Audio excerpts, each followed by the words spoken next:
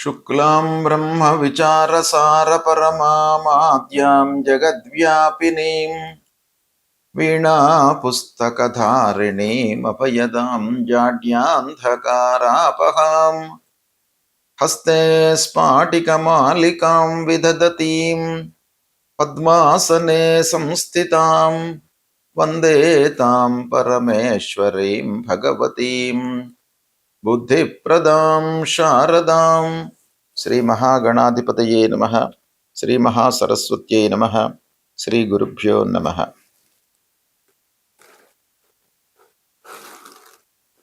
ఖండగ్రాస చంద్రగ్రహణము 28 August 2026 శ్రావణ శుక్ల పూర్ణిమ శుక్రవారం రోజున సంభవిస్తుంది. ఈ గ్రహణము శతభిష నక్షత్రం కుంభరాశిలో సంభవిస్తుంది. ఇది ఖగోళ శాస్త్రపరంగా మనం చూసినట్టయితే పాక్షిక చంద్రగ్రహణము అంటే పార్షియల్ ఎక్లిప్స్ అన్నమాట. ఈ గ్రహణము భారతదేశంలో కనబడడం లేదు కనుక గ్రహణానికి సంబంధించినటువంటి విధి విధానాలను మనము భారతదేశంలో ఉన్నటువంటి వాళ్ళము ఆచరించవలసినటువంటి అవసరం లేదు. ఎందుకంటే ఈ గ్రహణము సంభవిస్తున్నటువంటి సమయం లోపల చంద్రుడు అస్తమించి ఉన్నాడు భారతదేశంలో కనుక ఈ గ్రహణము భారతదేశంలో కనబడదు కనుక మనము పాటించవలసినటువంటి అవసరము లేదు. అయితే ఖగోళ పరంగా ఈ సంఘటన ఈ గ్రహణము అనేటువంటి ఒక ఘటన జరుగుతోంది గనక విభిన్న ప్రాంతాలలో ఉన్నటువంటి వాళ్లకు వాళ్ళ లోకల్ టైం ప్రకారంగా గ్రహణము దృగ్గోచరము అవుతోంది. అయితే మన ఇండియన్ స్టాండర్డ్ టైం ప్రకారంగా చూసినట్టయితే ఈ గ్రహణము ఉదయం 8:04 ప్రారంభమయ్యి మధ్యాహ్నం 12:30 ముగుస్తుంది. అంటే ఉదయం పూట చంద్రగ్రహణము అనేటువంటిది సంభవం కాదు, అంటే మనకు కనబడదు. అయితే మొత్తం గ్రహణము 3:17 ఉంటున్నది. ఎక్కడైతే చంద్రుడు కనబడుతూ ఉంటాడో ఆ ప్రాంతాలలో ఈ గ్రహణము దృగ్గోచరం అవుతుంది, అక్కడ కనబడడానికి అవకాశాలు ఉంటాయి. అయితే ఈ 28 ఆగస్టు 2026 రోజున వచ్చేటువంటి గ్రహణము భారతదేశంలో కనబడదు. అయితే గ్రహణము కనిపించే ప్రాంతాలను గనక మనం చూసినట్టయితే అమెరికా ఖండంలో గ్రహణం కనబడుతుంది, యూరప్లో ఎక్కువ భాగంలో కనబడుతుంది, ఆఫ్రికా ఖండంలో కనబడుతుంది, అట్లాంటిక్ మహాసముద్రం పైన ఈ గ్రహణము గోచరమవుతుంది. తర్వాత పశ్చిమ ఆసియాలో కొన్ని ప్రాంతాలలో ఈ గ్రహణము కనిపిస్తుంది. అయితే మళ్ళీ కూడాను చెప్పేది ఏంటంటే భారతదేశంలో ఈ గ్రహణము కనబడదు కనుక విధి విధానాలను పాటించవలసినటువంటి అవసరము లేదు.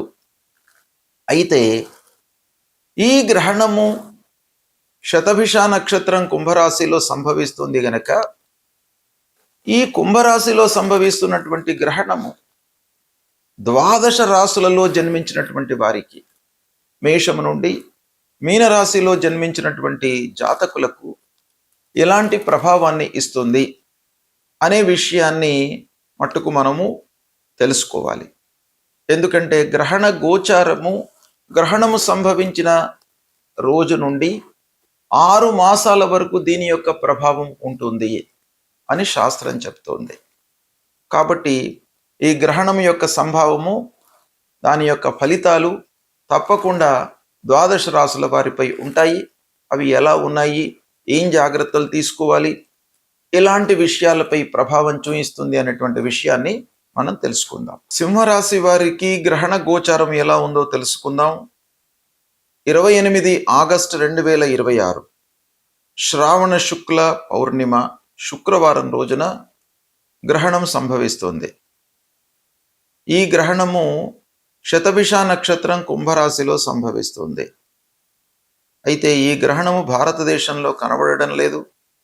అయినప్పటికీ కుంభరాశిలో గ్రహణం సంభవిస్తుంది గనక సింహరాశి వారికి సప్తమ స్థానం అవుతుంది.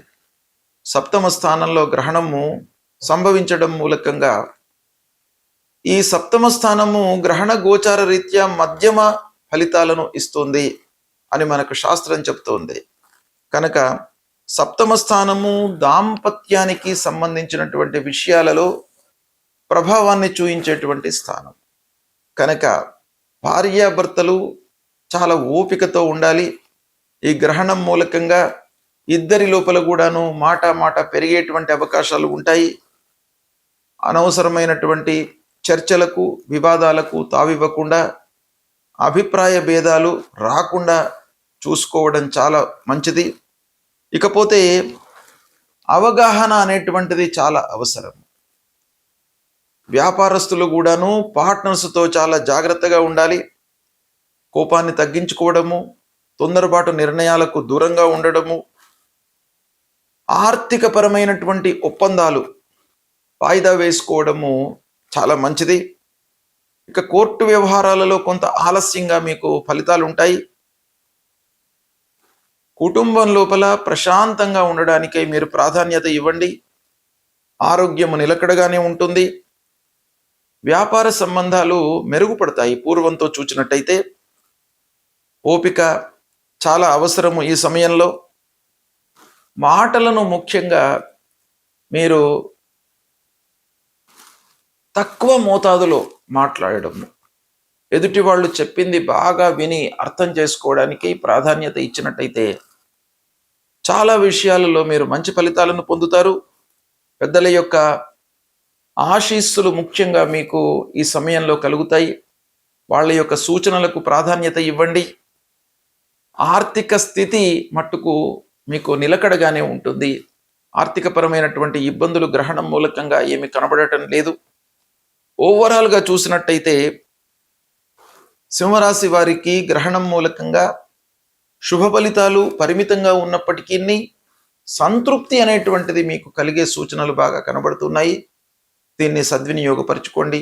పాక్షిక చంద్రగ్రహణము శ్రావణ శుక్ల పౌర్ణిమ శుక్రవారం 28/8/2026 రోజున శతభిష నక్షత్రం కుంభరాశిలో సంభవిస్తుంది. అయితే భారతదేశంలో ఇది దృగ్గోచరం కాదు కనుక విధి విధానాలను మనము పాటించవలసినటువంటి అవసరం లేదు. ధర్మశాస్త్రం ప్రకారంగా మనకు కంటికి గ్రహణము కనబడితేనే మన సాంప్రదాయం ప్రకారంగా శాస్త్రాలలో చెప్పినటువంటి నియమాలను పాటించాలి. కాబట్టి మనము ఈ గ్రహణం కనబడడం లేదు కనుక దానాలు కానివ్వండి, నదీ స్నానాలు కానివ్వండి, హోమాలు కానివ్వండి, జపాలు కానివ్వండి, గురుముఖత మనకు బోధించినటువంటి మంత్రాలు కానివ్వండి, ఇవన్నీ కూడాను నిత్యం చేసుకోవడంలో తప్పులేదు. కానీ గ్రహణానికి ప్రత్యేకంగా కొన్ని చెప్పబడి ఉన్నాయి కాబట్టి దృగ్గోచరం లేనప్పుడు ఇవి పాటించవలసినటువంటి అవసరం లేదు. అయితే గోచార ఫలితాలు అంటే గ్రహణం సంభవిస్తున్నటువంటి రాశి నక్షత్రం ప్రకారంగా కొన్ని రాశులలో జన్మించినటువంటి వారికి అధమ ఫలితాలు ఉంటాయి. అంటే ప్రతికూలమైనటువంటి ఫలితాలు రాబోయే 6 మాసాల వరకు ఉంటాయి అని మనకు శాస్త్రం చెప్తుంది. వాటిలో ముఖ్యంగా మన జన్మరాశి నుండి జన్మస్థానంలో, ద్వాదశ స్థానంలో, అష్టమ స్థానంలో, అర్ధాష్టమ స్థానంలో గ్రహణము సంభవించినట్టయితే ఫలితాలు ప్రతికూలంగా ఉంటాయి. కాబట్టి వీళ్ళు ప్రత్యేకంగా గ్రహణానికి సంబంధించినటువంటి పరిహారాలు చేసుకోవాలి. ముఖ్యంగా రాహువుకు సంబంధించినటువంటి పరిహారాలు. అధిష్టాన దేవత అమ్మవారిని పూజించడము, నాగదేవాలయానికి వెళ్ళడము, గ్రహణానంతరము శివారాధన చేయడము, ఇవి చేయడం మూలకంగా మీకు గ్రహణంతో ఏవైతే దుష్ప్రభావాలు ఉన్నాయో వాటి నుండి విముక్తులవుతారు.